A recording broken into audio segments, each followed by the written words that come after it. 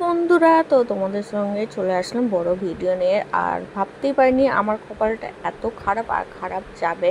তো যাই হোক, তোমাদের সঙ্গে পুরো ভিডিওটা শেয়ার করব। আর চলে আসছি স্মার্ট বাজারে। তো স্মার্ট বাজারে প্রথমে যাব না, প্রথমে যাব আমি রথবাড়ি বাজার, তারপরে স্মার্ট বাজারে আসবো। আর ছোট্ট কি বলবো, মালদার পুরী মন্দির আর তোমাদেরকে দেখে সেম একদম পুরীর মন্দির আর মালদা পুরী মন্দির সেম। তো তোমরা দর্শন করে নাও, আর পরেও আমি যাব, তোমাকে ভালো করে দর্শন করাবো। তো একটু লেট হয়ে গেল তোমাদের সঙ্গে ভিডিওটা শেয়ার করতে, আর বলেই দিলাম কপালটা এতটাই খারাপ।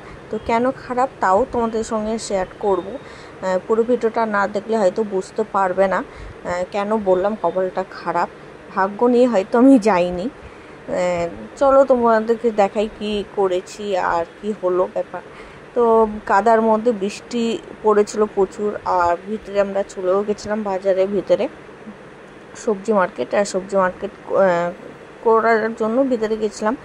আর দেখতেই পাচ্ছ প্রথমে আলু নিয়ে নিয়েছি, আর তোমার দাদাভাই আলু নিচ্ছে, আমি বেচে দিই আর ওই দাম দর করে, যেহেতু ওই সব কোনো কিছু বাঁচতে পারে না। তো আমরা বাজার থেকে চলে এসেছিলাম স্মার্ট বাজারে।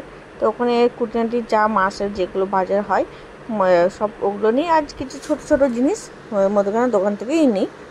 তো ওখানে বাজার হয়ে গেছিলো, আর আমি 2 ব্যাগ বাজার করে নিয়ে চলে এসেছি।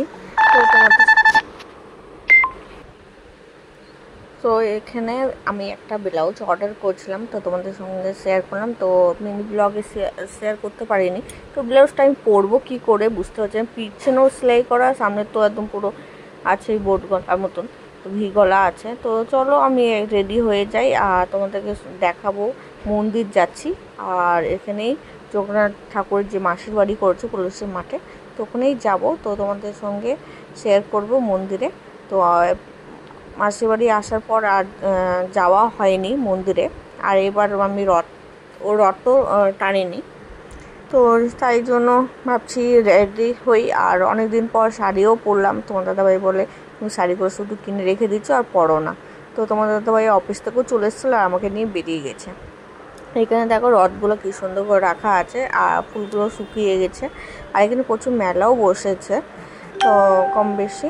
তো এখানে দেখো কি সুন্দর লাগছে না মন্দিরটা। আমি তো সামনে থেকে পুরীর মন্দির দেখেছি আর পুরী গেছি, তো ওটাও খুব সুন্দর আর এটাও খুব সুন্দর লাগছে, একদম সেম। আর প্রচুর ভিড়ও হয়েছে, আর এই ভিতরে চলে এসেছি। আর তোমাদেরকে বললামই কপালটা এতটাই খারাপ।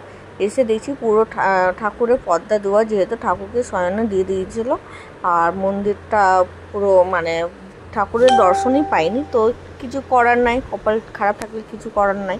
এখানে আমি দক্ষিণা দিয়ে দিলাম আর ঠাকুরকে প্রণাম করে নিলাম। আর যা মনের ইচ্ছা ছিল বলেও দিলাম ঠাকুরকে। আমি সবসময় ঠাকুরকেই ভরসা করি, আর জানি যা করে ভালোর জন্যই করে। হয়তো আমার কপালে কিছু ভালো আছে বলে এত খারাপ দিন যাচ্ছে আমার। তো যাই হোক, ওটাকে অ্যাকসেপ্ট করতে হবে। আর এখানে আমি তোমার দাদাভাইকে বলছি এদিকে আসো, প্রসাদ দিচ্ছে, তো আমি প্রসাদটা নিয়ে চলে আসবো বাড়ি।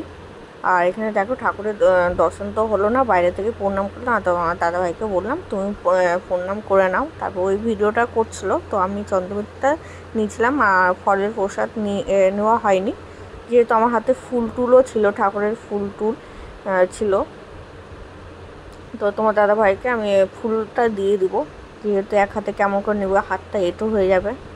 তাই জন্য আমি তোমার দাদাভাইকে আমি মুখ ঘুরিয়ে দেখছি ওই কোন দিকে গেল, ওই আমার পিছনে আছে, ওটা আমি বুঝতে পারিনি। এখানে ফুলটা ধরিয়ে দিচ্ছি ওর হাতে। তারপর আমি নিয়ে বেরিয়ে গেছি।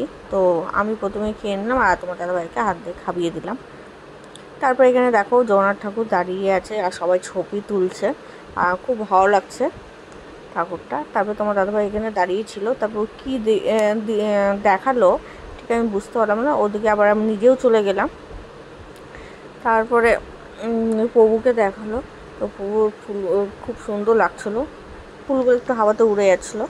তো তারপরে যেখানে পাঠ হচ্ছিলো, তারপরে ওখানে আমরা গেলাম, তো পাঠগুলো শুনছিলাম আর অনেকক্ষণই দাঁড়িয়েছিলাম। তো তোমাদের সঙ্গে ছোটোর মধ্যেই দেখিয়ে দিচ্ছি ভিডিওর মধ্যে, বেশি বড় দেখলে তোমরাও বোরিং হয়ে যাবা। আর এখানে অনেক মানুষ বসেও ছিল, তো বসার আমার তো সিট পাইনি। এখানে রাবণের বা সীতার একটা কিছু গল্প বলছিল, তো সে বুঝতে পারলাম না। রাম বা সীতার একটা গল্প বলছিল। যাই হোক, তারপর ওখানে প্রসাদ বিক্রি হচ্ছিল, তো ওখানে অনেক রকমের প্রসাদ বিক্রি হচ্ছিল, সাইডে পোলাও, গজা, তারপর অনেক কিছু বিক্রি হচ্ছে। তো আমরা নিয়েছিলাম পনির টিক্কা, তো 40 টাকা দিয়ে। এখানে পকোড়াও পাওয়া যাচ্ছিলো, সব কিছু ভেজ ছিল।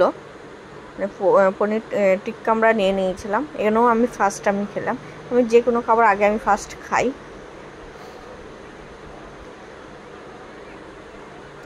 তারপর তোমার দাদাভাইকে আমি বললাম, তোমার দাদাভাই বললো খেয়ে দেখো কেমন আছে, তো বললাম ভালোই আছে, তো ও খেলো।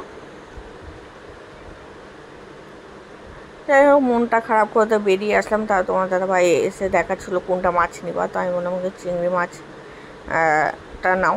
তো চিংড়ি মাছটা নিয়ে আমরা বাড়ি চলে এসেছিলাম। আর ওই আমার সঙ্গে একটা ভিডিও করছিল, তো কোন ভিডিও কোথায় দেখেছে, তো ওটাই গল্প করছিল আর ভিডিওটা বলছিল। তো আমরা এই ছোটো রিলসের মাধ্যমে দিয়ে দিয়েছি, তোমরা অনেকেই দেখেছো, আর না দেখে থাকো তো তোমরা দেখবে, খুব সুন্দর ভিডিওটা। যাই হোক, তবে তোমার দাদাভাই আমাকে একটা দিলখুশ কিনে দিল, আর দিলও খুশ হয়ে গেল, বলতে মনটা খারাপ আছে, দিলখুশ খেয়ে নাও, তোমার মনটা ঠিক হয়ে যাবে, আর কোনো ব্যাপার নয়, আবার পরে অন্য দিন আমি তোমাকে নিয়ে যাব। তো ওর তার সময় হয়নি আসা, তো আমি উল্টো রথের আগের দিনই আমি চলে এসেছি একাই ঠাকুরের দর্শন করতে। আর ওকে বললাম, ওই বললো অনেকটাই দেরি হবে। তো যাই হোক, আমি একা চলে এসেছি, আর তোমার দাদাভাই বললো আসবে না, কিন্তু ওই পরে আবার আমাকে নিতে চলে এসেছিলো। তো যা হয় ঠাকুরের লীলা। ওর দর্শন ভেবেছিলাম হবে না, কিন্তু ওরও দর্শন হয়ে গেল ঠাকুরের। তারপর ওই আমাকে নিয়ে চলে আসলো, বাড়ি চলে আসলো। তো আমার ভিডিওটা কেমন লাগলো অবশ্যই কমেন্ট করবে, ভালো লাগলে লাইক, কমেন্ট আর ফলো করবে। বাই।